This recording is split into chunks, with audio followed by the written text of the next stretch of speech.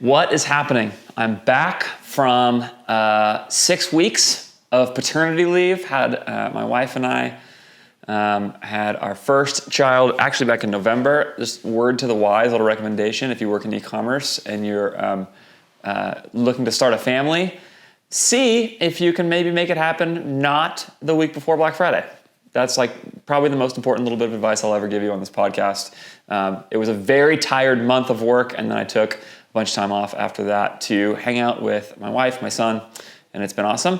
I actually don't even know, Corey, when we're going to release these, but maybe you're hearing this the same time as you heard the first two, and there was no delay in your mind, but there's been a delay in our mind. But that actually creates an awesome opportunity for what this podcast is. The idea here is that at 4x400 and Common Thread Collective, kind of in combination of the two with our content, we want to give you sort of unprecedented access and clarity about what it's really like to run your brand. So I have actually been in the process coming back into work the last couple days after I sort of did a bunch of setup to step away.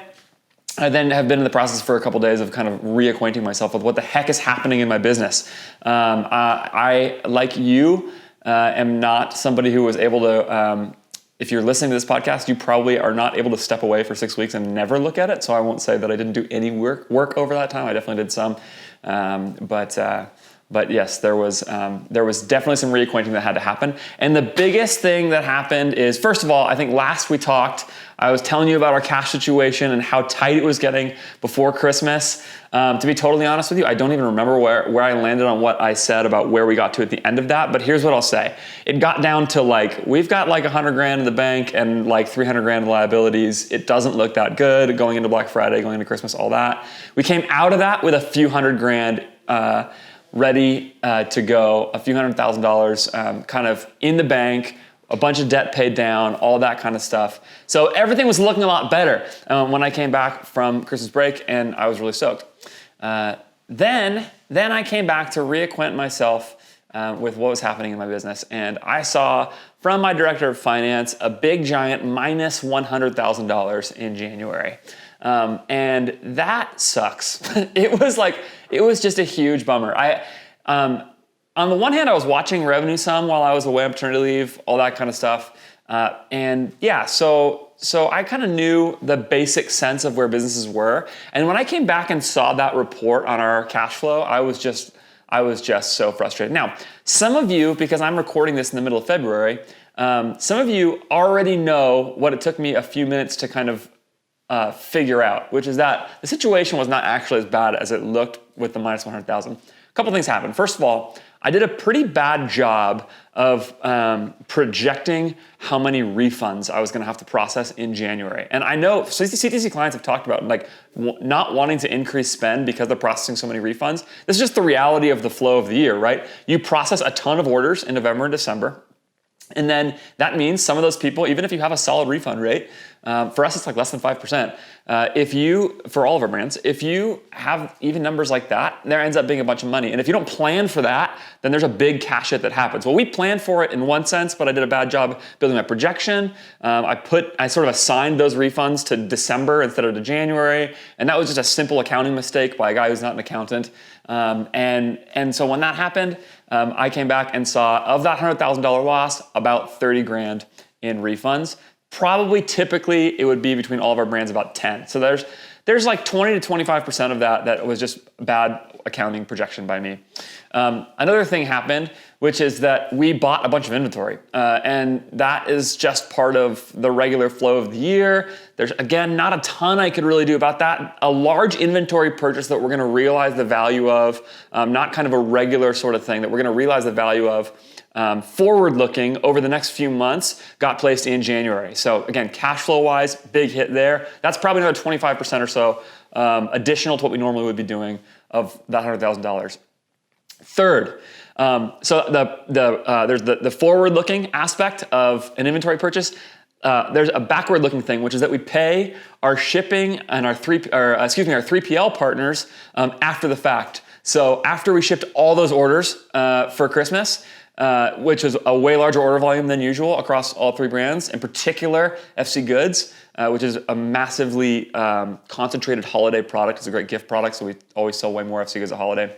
That meant that I was processing the cost of shipping all of those wallets and leather goods in January. So again, there's probably another 25% or so of that cash hit from that. And one last thing, which is that we missed projections on Bamboo Earth by a little bit. As it turns out, actually, we projected Slick and FC Goods almost perfectly. At least on the bottom line level in particular, we're kind of right around where we wanted to be. Bamboo Earth is a younger business. We've actually never been to January with Bamboo Earth before.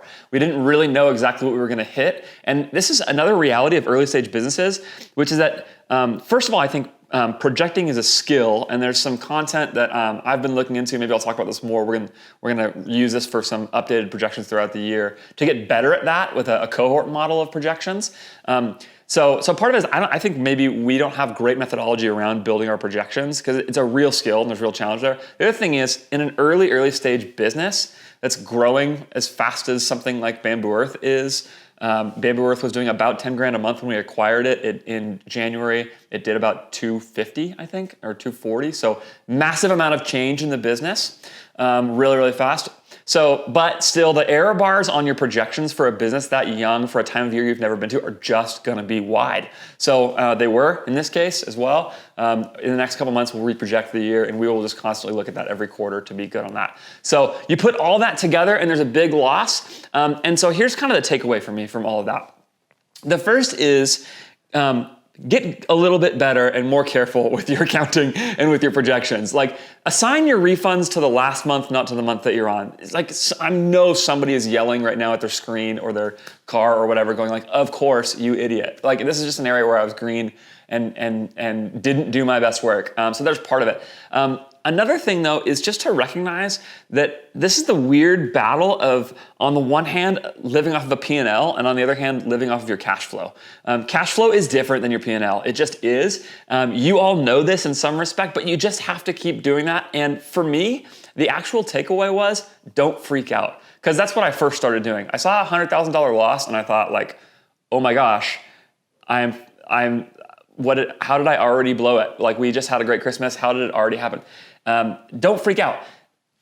Just after that, I came into my meeting, actually my actual first day back of work from paternity leave, I came into a meeting where I realized that in the middle of January, and of course, by the way, in all of this, January, it just is the slowest time of year in e-commerce, so there's another factor there, unless you're like a fitness brand or something. So in the midst of that, I came into to a meeting where I looked and also saw that on a directional P&L basis, for the first time ever in 4x400's history, in a non-holiday month, we are profitable. And like, so actually in the midst of feeling this huge loss, at the same time, we're making giant strides towards much bigger gains. And so don't freak out, stay the course, hang in there, you can do it. January, maybe the real takeaway here is that January just sucks in e-commerce. Maybe that's just the whole battle. That's where we're at. There's so much cool stuff coming, and I'm really excited about this opportunity to tell you about it. We have, at the same time, and I'm going to lay it all out for you in a future podcast, so this one doesn't get too long. But we have a brand on the rim that we have signed LOIs with, should close maybe by the end of this month. I'm recording this February 20th, I'm recording this. So that could be by the end of the month. I can't quite tell you about it yet, but I will soon. So the new brand coming in, I'm going to tell you in a future episode all about exactly why we want to acquire that business, assuming that we close it, and I think we will. Exactly what we're excited about, exactly what we're worried about with that business, what we like, what we don't like, and every step of it, and we're just going to walk through how we look at acquiring a brand and all the ins and outs of that. We are at the same time listing one of our brands for sale. So again, more on that coming in the future, but we're right there. I will tell you exactly why we're doing that relative to why we don't believe that with our management of that brand, we will make more money by holding it than by selling it. And so that requires some future projection and some ins and outs. So there's that, plus I'll walk you through soon kind of our entire year projections and our plans. That's the plan. Hope that was helpful to you. Hope you're encouraged. It's now the middle of February. I hope all of you have gotten over your January freak out. Mine was just delayed. Peace.